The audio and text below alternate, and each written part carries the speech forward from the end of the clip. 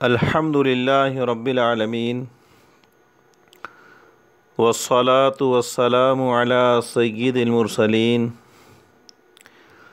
وعلی آلہ وصحبہ اجمعین، اما بعد، بسم اللہ الرحمن الرحیم۔ قال ومن اشترى عبدا فقبضه فادعى عيبا لم يجبر على دفع الثمن حتى يحلف البائع أو يقيم المشتري البينة لأنه أنكر وجوب دفع الثمن حيث أنكر تعين حقه بدعوى العيب، ودفع الثمن اولا ليتعين حقه بإزاء تعين المبيع، ولأنه لو قضى بالدفع فلعله يظهر العيب فينتقض القضاء فلا يقضي به صونا لقضائه. فإن قال المشتري شهودي بالشام استحلف البائع ودفع الثمن، يعني إذا حلف، ولا ينتظر حضور الشهود لأن في الانتظار ضررا بالبائع وليس في الدفع كثير ضرر به لأنه على حجته. أما إذا نكل ألزم العيب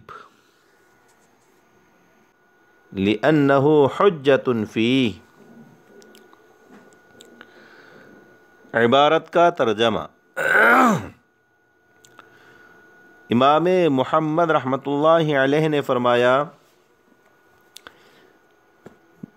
اور جس نے غلام خرید کر اس پر قبضہ کیا،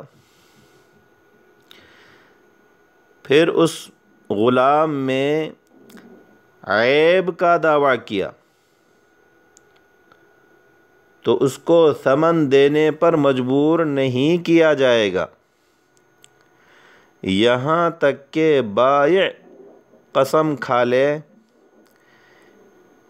یا مشتری گواہ پیش کریں، اس لیے کہ جب مشتری نے عیب کا دعویٰ کر کے اپنا حق متعین ہونے سے انکار کیا تو اپنے اوپر ادائے ثمن واجب ہونے کا انکار کیا، حالانکہ مشتری پر پہلے ثمن ادا کرنا اسی وجہ سے واجب ہوا تھا کہ بائع کا حق مبیع متعین ہونے کے مقابلے میں متعین ہو جائے، اور اس لیے کہ اگر قاضی نے ثمن ادا کرنے کا فیصلہ کیا تو ممکن ہے کہ عیب ظاہر ہو کر قاضی کا فیصلہ ٹوٹ جائے، بس اپنے حکم اور اپنے فیصلے کی حفاظت کے واسطے قاضی حکم نہیں کرے گا۔ پھر اگر مشتری نے کہا میرے گواہ ملک شام میں ہیں، تو بائع سے قسم لی جائے گی اور ثمن دلایا جائے گا، یعنی جب بائع نے قسم کھا لیا تو ثمن دلایا جائے گا اور گواہوں کے حاضر ہونے کا انتظار نہیں کیا جائے گا، کیونکہ انتظار میں بائع کا ضرر ہیں اور مشتری کا ثمن دے دینے میں زیادہ ضرر نہیں ہے، اس لیے کہ وہ اپنی حجت پر باقی ہے۔ ہاں اگر بائع نے قسم کھانے سے انکار کیا تو عیب ہونا لازم کیا جائے گا، کیونکہ اس میں بائع کا انکار حجت ہے۔ طلبہ عزیز، یہ آج کے درس کی عبارت اور اس کا ترجمہ ہوا۔ آئیے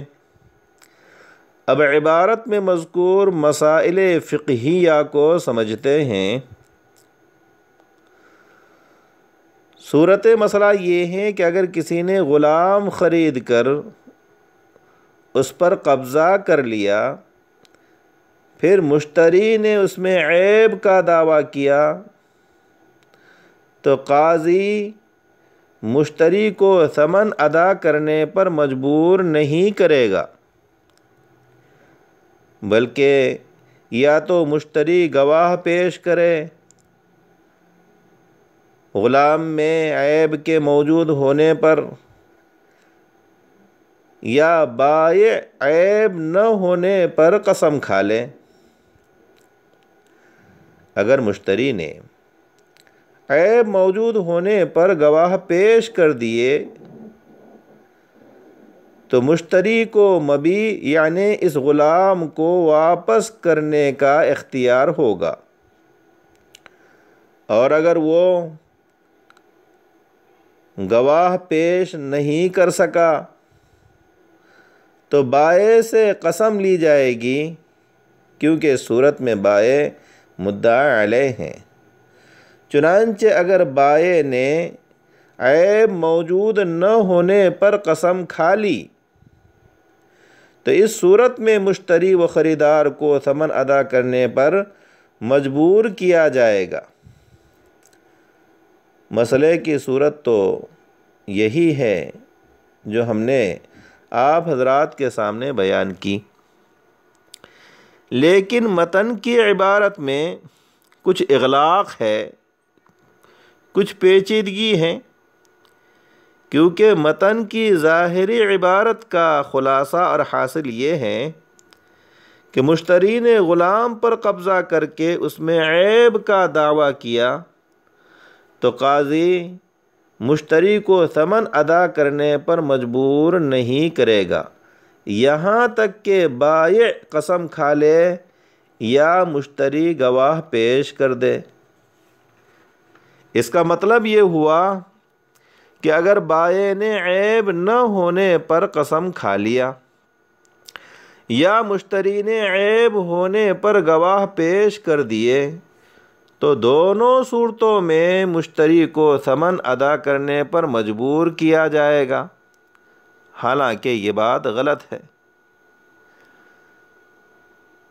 کیونکہ مشتری کے گواہ پیش کرنے کی صورت میں مشتری یہاں مدعی ہے، اور مدعی اگر گواہ پیش کر دے تو فیصلہ اس کے حق میں ہوتا ہے۔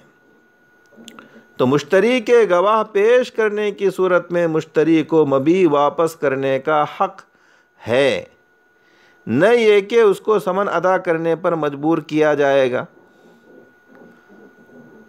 تو متن کی اس عبارت کو حل کرنے کے لیے متعدد توجیحات ذکر کی گئی ہیں۔ ان میں سے ایک توجیہ یہ ہے کہ عبارت میں لفظ لم یجبر یعنی عدم اجبار لازم ہے اور انتظار اس کا ملزوم ہے۔ یہاں لازم یعنی عدم اجبار بول کر ملزوم یعنی انتظار کو مراد لیا گیا ہے۔ پس لم یجبر کے معنی لم یجبر کے معنی ینتظر کے ہوں گے، یعنی اگر مشتری نے غلام کے اندر عیب کا دعویٰ کیا تو قاضی انتظار کرے یہاں تک کہ بائع عیب نہ ہونے پر قسم کھائے یا مشتری گواہ پیش کر دے۔ اگر بائع نے قسم کھا لیا تو قاضی مشتری کو ثمن ادا کرنے پر مجبور کرے گا، اور اگر مشتری نے گواہ پیش کر دیے تو قاضی مشتری کو غلام واپس کرنے کا اختیار دے گا۔ اس توجیہ کے بعد عبارت بے غبار ہو جاتی ہیں۔ آگے کی عبارت فَإِنْ قَالَ الْمُشْتَرِي شُهُودِي بِالشَّامِ اُسْتُحْلِفَ الْبَائِعُ وَدُفِعَ الثَّمَنُ، اس عبارت میں صاحب کتاب یہ مسئلہ سمجھا رہے ہیں کہ جب مشتری نے غلام خرید کر اس پر قبضہ کرنے کے بعد اس میں عیب کا دعویٰ کیا تو بائع نے ثبوت عیب پر گواہوں کا مطالبہ کیا۔ بائع نے مشتری سے کہا کہ آپ گواہوں کو پیش کرو۔ پس مشتری نے کہا میرے گواہ 3 دن کی مسافت پر ہیں، ملک شام میں ہیں، اس لیے مجھ کو کچھ مہلت دی جائے تاکہ میں ان کو پیش کر سکوں، یا وہاں کے قاضی کی طرف سے کتاب حکمی پیش کر سکوں، یعنی گواہ جس شہر میں موجود ہیں اس شہر کے قاضی کی عدالت میں وہ گواہی دیں، پھر وہاں کا قاضی تحریری طور پر لکھ کر کہ میرے سامنے ان گواہوں نے یہ گواہی دی ہے، اس قاضی کے پاس بھیج دے جس کی عدالت میں یہ مقدمہ زیر سماعت ہے، تو مشتری کا یہ عذر قابل قبول نہیں ہوگا اور اس کو کوئی مہلت نہیں دی جائے گی،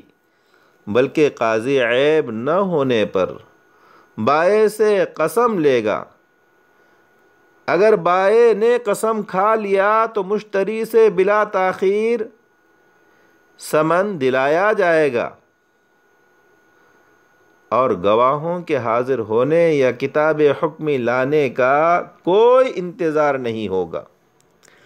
کیونکہ انتظار میں بائع کا ضرر ہے۔ وہ اس طرح کہ مبیع تو اس کے قبضے سے نکل گئی اور ثمن اس کے پاس آیا نہیں، اس لیے انتظار کرنے میں بائع کا کھلا نقصان ہے، اور مشتری کے ثمن دے دینے میں کوئی ضرر و نقصان نہیں ہے، اس لیے کہ مشتری اپنی حجت پر باقی ہے۔ پس جب گواہ حاضر ہو کر مشتری کے حق میں گواہی دیں گے کہ ہاں اس غلام میں عیب تھا یا عیب ہے، تو مشتری مبیع واپس کر دے گا اور ثمن واپس لے لے گا، اور ظاہر ہے کہ اس میں مشتری کا کوئی نقصان نہیں ہے۔ ہاں اس صورت میں یہ اشکال ہو سکتا ہے کہ قاضی کے فیصلے کا ٹوٹنا اس صورت میں لازم آئے گا، کیونکہ قاضی کا فیصلہ ثمن ادا کرنے کا تھا، یعنی جب بائع نے عیب نہ ہونے پر قسم کھا لیا تو فیصلہ اس کے حق میں ہوا۔ قاضی نے یہ فیصلہ کیا کہ مشتری ثمن بائع کو ادا کر دے، تو قاضی کا فیصلہ ثمن ادا کرنے کا تھا، اور گواہوں کے حاضر ہونے کے بعد جب گواہوں کی گواہی سے مبیع یعنی غلام کا عیبدار ہونا ثابت ہوگا تو قاضی یہ فیصلہ کرے گا کہ مشتری کو مبیع واپس کرنے اور ثمن واپس لینے کا اختیار ہیں۔ تو اس طرح قاضی کا فیصلہ ٹوٹ گیا۔ پہلے قاضی کا فیصلہ ادائے ثمن کا تھا، اور گواہوں کے حاضر ہونے کے بعد قاضی کا فیصلہ مشتری کو مبیع واپس کرنے کا اختیار دینا اور ثمن واپس لینے کا اختیار دینا ہوگا، تو اس طرح اس کا فیصلہ ٹوٹ گیا۔ اس کا جواب یہ ہے کہ صورت میں قاضی کا فیصلہ مطلق نہیں تھا۔ قاضی نے جو فیصلہ کیا تھا کہ مشتری بائع کو ثمن ادا کر دے، تو اس کا یہ فیصلہ مطلق نہیں تھا، بلکہ گواہوں کے آنے تک ثمن ادا کرنے کا فیصلہ تھا، اور جب گواہوں کے حاضر ہونے تک ثمن ادا کرنے کا فیصلہ ہوا تھا تو گواہوں کے حاضر ہونے کے بعد مشتری کے مبیع واپس کر کے ثمن واپس لینے سے قاضی کے فیصلے کا بطلان لازم نہیں آتا، بلکہ قاضی کے فیصلے پر عمل کرنا لازم آتا ہے۔ اور اگر مشتری گواہ پیش نہ کر سکا بلکہ اس نے بائع سے قسم کا مطالبہ کیا اور بائع نے قسم کھانے سے انکار کر دیا تو عیب ثابت ہو جائے گا، کیونکہ بائع کا قسم سے انکار کرنا ثبوت عیب میں حجت ہے، اس لیے کہ بائع کا قسم سے انکار اس کے اقرار کو مستلزم ہے، کیونکہ بائع کا قسم سے انکار کرنا اس اقرار کو مستلزم ہے کہ مبیع میں عیب ہے، اور بائع کا اقرار خود اس پر حجت ہے۔ اس لیے قسم سے انکار کرنے کی صورت میں مبیع میں عیب ثابت ہو جائے گا، اور اس عیب کی وجہ سے مشتری کے لیے مبیع واپس کر کے ثمن واپس لینا جائز ہوگا۔ اکتفی علی ھذا والسلام علیکم ورحمۃ اللہ وبرکاتہ۔